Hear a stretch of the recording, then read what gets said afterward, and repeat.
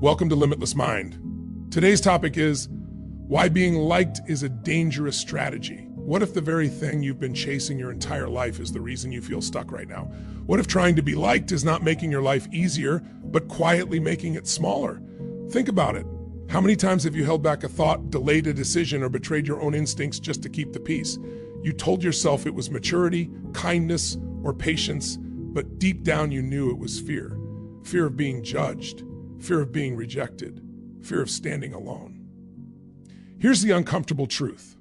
The need to be liked is one of the fastest ways to lose yourself. It trains you to measure your worth by reactions instead of results. It keeps you negotiating your dreams with other people's comfort. And the more you chase approval, the more invisible you become. This message is not for those who want to stay comfortable. It's for those who are tired of shrinking, tired of explaining themselves, tired of living someone else's expectations. If you've ever felt powerful in private but silent in public, ambitious inside but hesitant outside, this is your wake-up call. Being liked is easy. Being aligned is rare. And the life you want is on the other side of that choice. When you make being liked your priority, you slowly begin trading your truth for temporary comfort. And most people don't even realize it's happening. It starts small. You agree when you don't fully believe. You stay silent when something feels wrong. You laugh at things that don't align with your values. Each moment feels harmless, but over time, these moments stack up and create distance between who you are and who you pretend to be. The danger is not rejection from others, it is self-rejection, because every time you abandon your values to maintain approval, you teach yourself that your integrity is negotiable. Your values are the internal compass that guides your decisions, your standards, and your sense of self-respect. When that compass is overridden by the desire to be liked, you stop making decisions based on what is right and start making them based on what is easy. Easy choices feel good in the moment, but expensive in the long term. They cost you clarity, they cost you confidence, they cost you the quiet pride that comes from knowing you stood for something even when it was uncomfortable. Over time, the inner conflict grows because deep down you know when you are not living in alignment, and no amount of external validation can silence that awareness. Targeted audiences chasing growth, leadership, or personal transformation must understand this truth clearly. The people who change their lives, build influence, and create impact are not the ones who try to keep everyone comfortable. They are the ones who are willing to be misunderstood. When you prioritize being liked, you become predictable, agreeable, and safe. Safety does not inspire respect. Safety does not build authority. Safety does not create momentum. Values-driven behavior does. People may not always like you for it, but they will feel your strength. And strength commands attention even from critics. Another hidden cost of betraying your values is emotional exhaustion. Living out of alignment requires constant performance. You have to remember what version of yourself you showed to which person. You have to manage reactions, anticipate disappointment, and avoid honesty.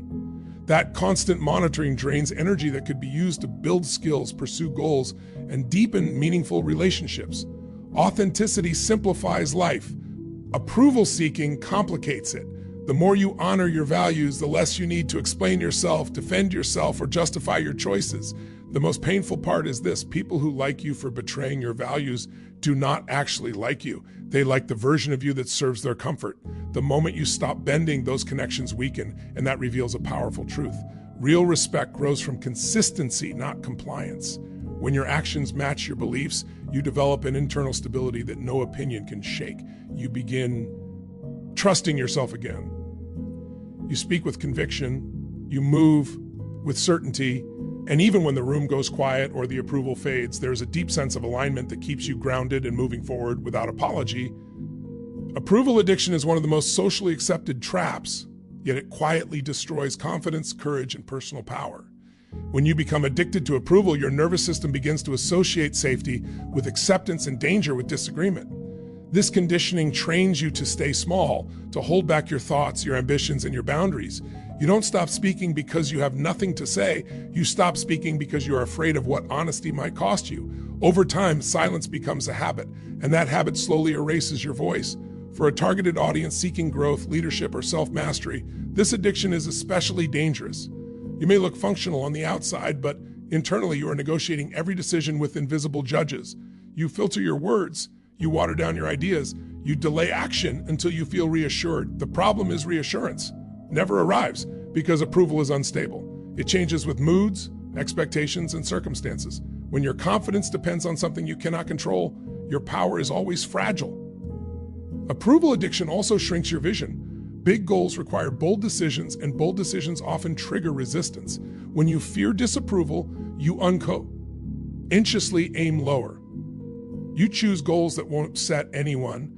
You play roles that feel acceptable instead of pursuing paths that feel meaningful. This is how potential gets buried, not through failure, but through avoidance, not through lack of talent, but through fear of standing out. Silence is the currency approval addiction demands. You remain quiet in meetings. You tolerate behavior that violates your standards.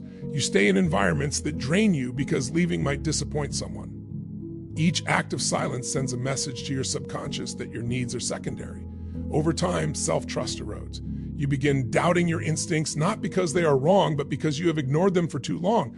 That doubt becomes hesitation, and hesitation becomes stagnation. Another consequence is resentment.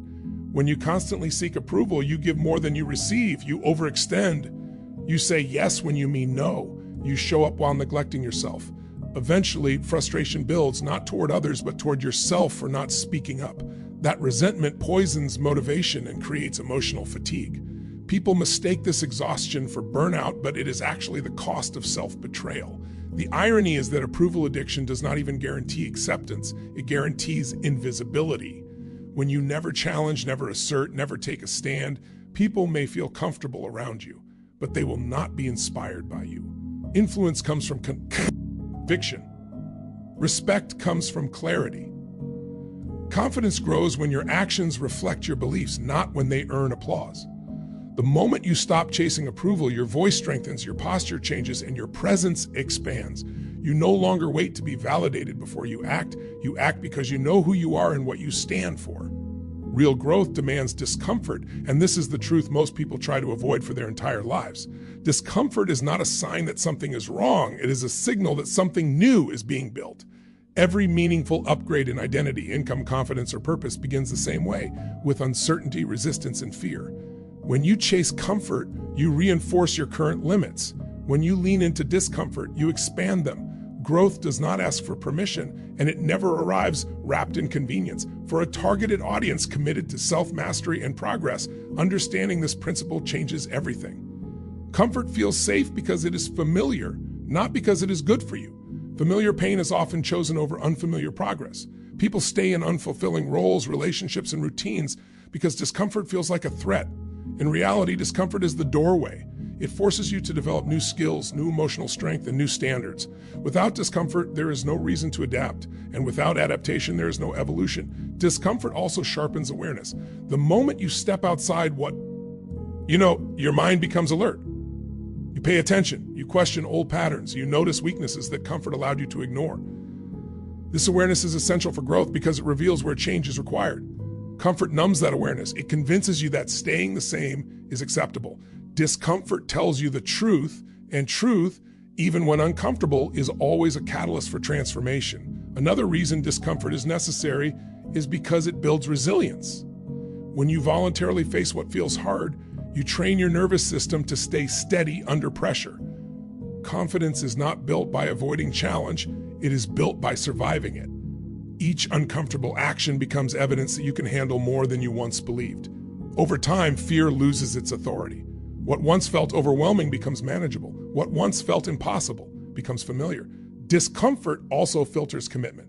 Anyone can say they want success, growth, or change, but only those willing to endure discomfort follow through. This is why popularity and growth rarely coexist. Growth often requires choices that others do not understand or support.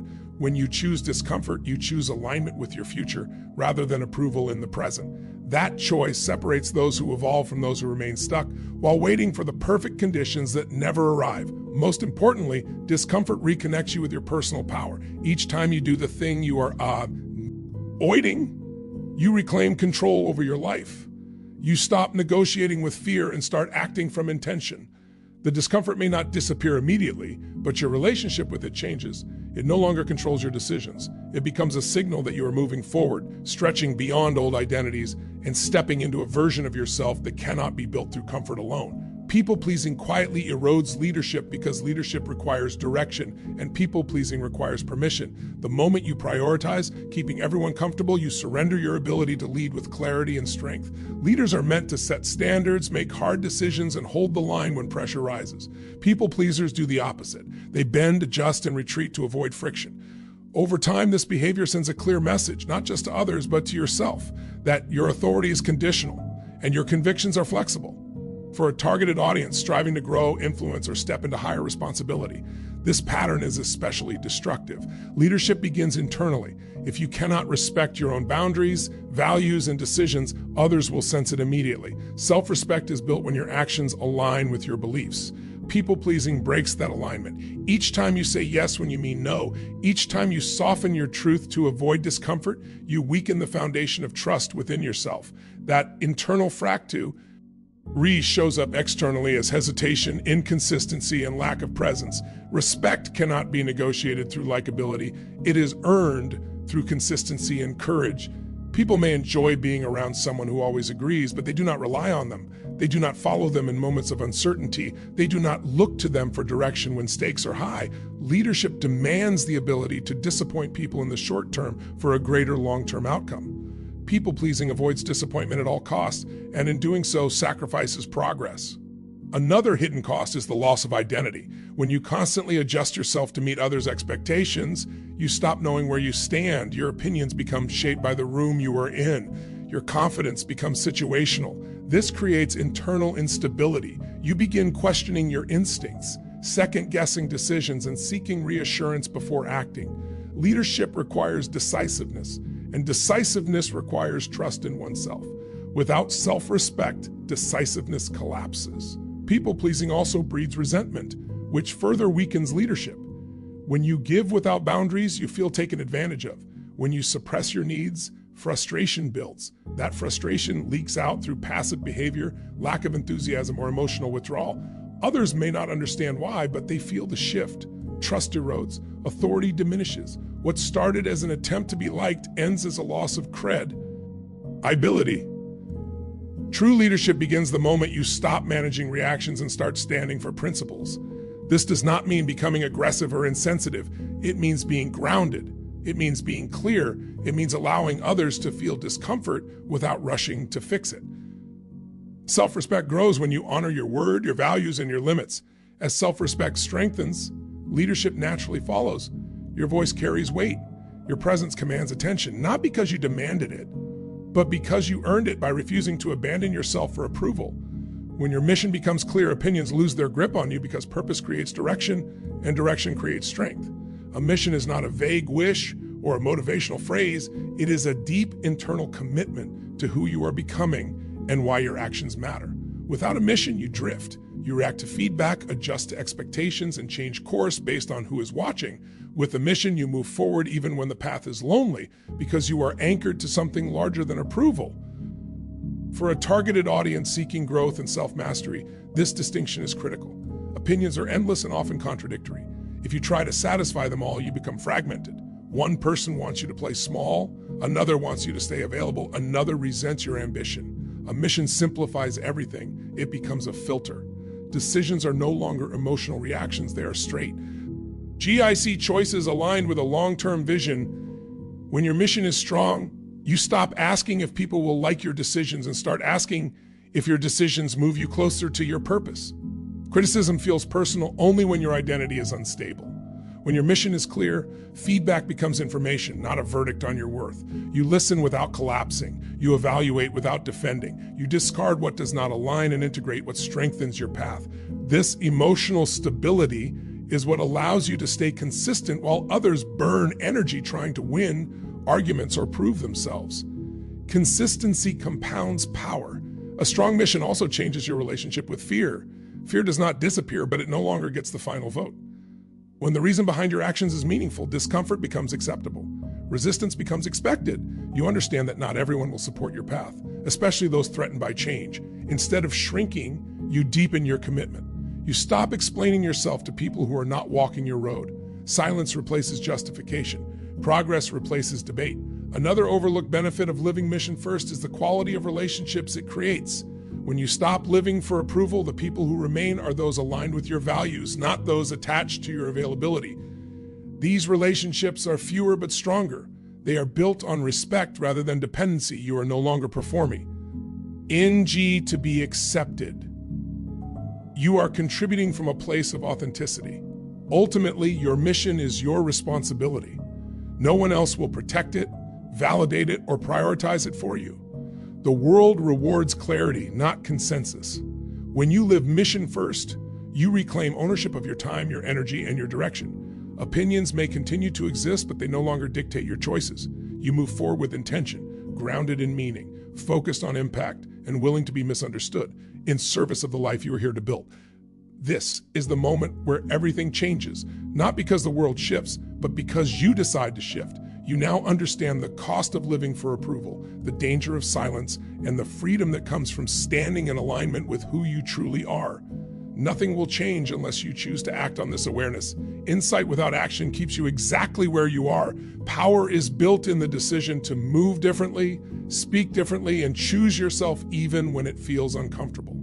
So make a choice today. Stop asking for permission to live your truth. Stop shrinking to fit into rooms that were never meant to hold your potential. Decide what you stand for and let that guide every decision, even when your voice shakes, even when opinions push back. Discomfort is not a warning, it is a signal that you are growing. Use it, lean into it, let it strengthen you instead of stopping you. Your call to action is simple but demanding. Identify one area of your life where you have been seeking approval and take one bold, honest step this week to reclaim your power. Say no where you've been overgiving. Speak up where you've been silent. Take action on the goal you've been postponing. Do not wait for confidence to arrive. Let confidence be the result of your courage. The world does not need a more likable version of you. It needs a decisive, grounded, and purpose-driven version of you. Step forward, stand firm, choose alignment over applause, and start living as the person you respect, not the person everyone approves of.